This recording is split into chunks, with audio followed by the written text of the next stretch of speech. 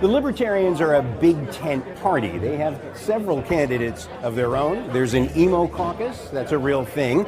Some of them, like Kennedy, some of them like Trump, but the one thing they all have in common is they believe the government that governs least governs best. A few moments later. Why isn't Joe Biden here speaking to you tonight? You know why? Why isn't he? Because he can't put two sentences together. That's why he's not here. The fact is, we should not be fighting each other. If Joe Biden gets back in, there will be no more liberty for anyone in our country. Combined with us in a partnership, we're asking that of the Libertarians. We must work together. Combine with us. You have to combine with us. We cannot give crooked Joe Biden 4 more years.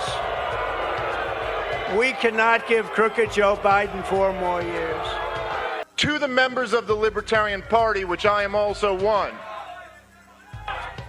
Guys, listen, here's my message to the Libertarians here. The former President of the United States of America and the current frontrunner to be the next president is here to talk to you. We are not a bunch of college leftist sissies. We believe in free speech, so be respectful. I'm not telling you you have to agree with him, and I'm not telling you you have to cheer for him, but we're not having like Jordan Peterson at Berkeley event here, and the message we're sending to the world is not that we can't handle ideas that we disagree with.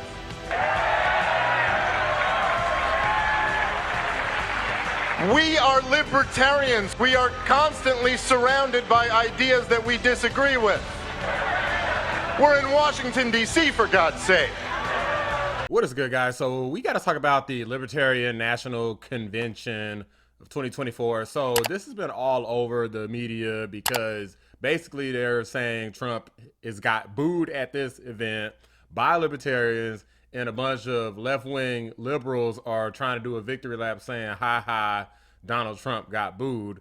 The thing here that doesn't make sense is that Joe Biden, again, he didn't even attempt to attend this convention. So of course he would have got booed too, and much worse. I would argue that he probably wouldn't even have a single supporter, which is the main reason why Joe Biden didn't attend. Now, in terms of why they did what they did, is a couple different reasons.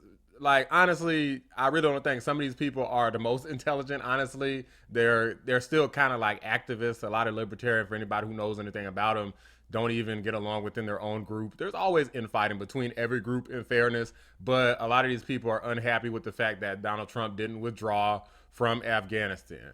They're unhappy about Operation Warp Speed, which to me makes absolutely no sense because all of the C-19 related pandemic items such as forced vaccinations and things like that and forced masking, that was not Trump led. But pretty much most of the things that's related to the pandemic, they're blaming Trump, even though you got a whole Congress and all of these political pressures from all like different, literally the World Health Organization, which Trump left, by the way. I unbound the United States from globalist agreements that surrendered our sovereignty. I withdrew from the Paris Accord. I withdrew from the anti-gun UN arms treaty. And I withdrew from the corrupt and very expensive World Health Organization. Not a good thing. Because he didn't agree with what they were doing, Joe Biden brought us back into that organization. Like, stuff like this doesn't make sense. But one of the things that Trump pointed out is that regardless of how people felt, it doesn't really make sense to go libertarian and try to get like this really small, weird third-party vote, because it's really just a protest vote, and protest votes really don't mean that much, at least to me. You know, I don't know, maybe some people do feel strongly about protest votes, but I just kind of feel like these weird kind of, I'm gonna vote for somebody and I know they have no chance of winning, is almost like you could have just stayed home. You see what I'm saying? Like, you could have just stayed at the house. To me, that would make more sense. It would be less work and it would be a more meaningful rejection. But at least I will say this.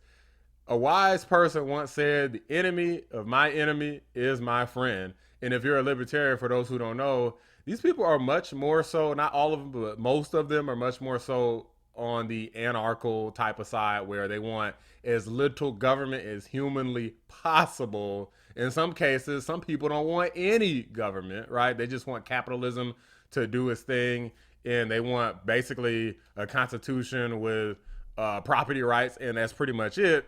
And if anything, the government goes out of their way to enforce your ability to have your constitutional rights, rather than going out of their way to make sure that you don't have your constitutional rights. Now, I'm gonna show y'all what Donald Trump had to say about the Libertarians, because there's something key here that he was saying about their vote. Take a look.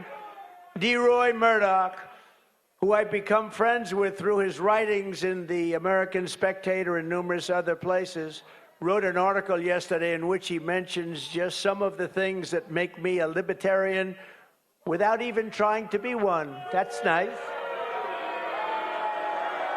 D. Roy wrote, Donald J. Trump will address the Libertarian Party and its national convention on Saturday.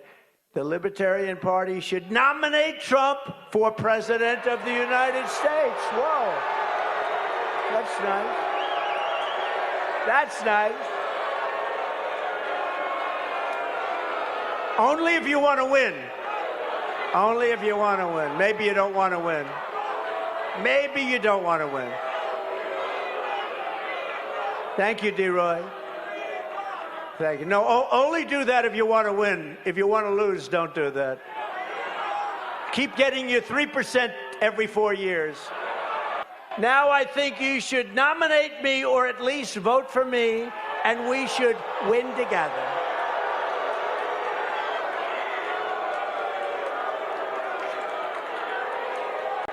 You heard those words. Nominate me or vote. Vote for me. Because the Libertarians want to vote for me, and most of them will. And it's very important. Because we have to get rid of the worst president in history. And together we will. And without it, there's a risk that we could have 4 more years, we won't have a country left. So what is the purpose of the Libertarian Party getting 3%? What is the reason to take a chance of having this horrible president destroy our country, which he will do in far less than 4 years? It's not going to take 4 years. Now, Trump is right. How in the world do you plan on winning anything? Like, what meaningful thing are you doing besides going and showing up and booing Trump? What meaningful thing are you actually doing to accomplish your objectives, right? Trump has already proven himself to not really be like a swamp member. Like, everybody sees what's happening with him with these ridiculous court cases and whatnot.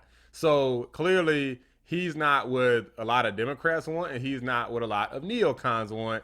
He's like his own entity, certainly a once in a lifetime type of candidate, right? So if you already know that this guy is for deregulation, he didn't start any new wars. It's like, guys, you're not going to have like a perfect presidential candidate where they can just circumvent Congress and circumvent the judicial branch and get whatever the heck the Libertarians want. Obviously, even the Libertarians can't get what they want. They can't even get in damn office, right? So if you got somebody who is at least close to that, close to your values, or at least tries to get as close to that as they possibly can, to me, it makes a lot more sense to support him. It's just logical, right? But in regard to the booing, and for those who want to take victory laps on Donald Trump in regard to him finally being booed, first off, this is the only time that I've ever actually seen Trump get booed to his face. But secondly, Joe Biden gets booed all the time.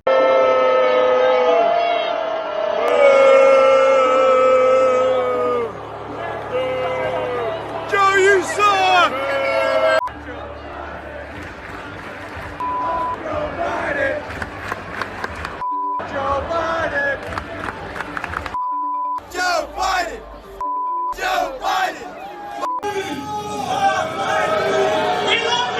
That's okay. That's all right. That's all right.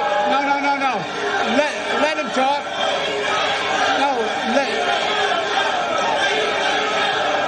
Now, with that said, do I think that this was a net benefit or a net positive or net negative? I think that it was definitely a net positive, because the way some people see it is they're just going to see it as an opportunity, like the immature people, to dunk on somebody. They're like, oh, he coming here. Oh, I'm gonna let him have it. I can't wait till he shows up so I can boo him, right? That's how some people are. I would say that these are just immature people, and you have no choice but to literally just ignore them because they don't actually want to accomplish anything except make themselves feel better, or maybe to have clips of people booing Trump online or something, who knows. But as it relates to some of the more reasonable people, a lot of libertarians have already publicly stated, there's a bunch of Twitter posts I was doing some reading prior to making the recording of this video, and a bunch of libertarians said they appreciated Trump for coming out and actually listening to them instead of just ignoring them as like this crazy group of radicals and anarchists who weren't worth the time to listen to, and or dangerous people. Like, you know, Democrats love calling anything that they disagree with dangerous. At least Trump took to actually trying to listen to what they had to say, and also try to reason with them in terms of actually accomplishing some of the things that they want to accomplish. He promised that he would have a libertarian as part of his cabinet, and potentially other libertarians as part of his senior team. That is why I'm committing to you tonight that I will put a libertarian in my cabinet and also libertarians in senior posts. Right, so this is a promise that Donald Trump made. What does Joe Biden promise for the libertarians? I mean, I haven't heard him even address libertarians. RFK Jr. attempted it, but RFK Jr. is so dang far left. I can't see how this dude was even allowed to speak where he didn't just get totally just booed off the frick stage. Because RFK Jr. is as far leftist as they come. I mean, this guy is to the left of freaking Bernie Sanders, for crying out loud. So I don't understand how he even was able to talk as long as he did. Maybe it wasn't that many people in the room or something.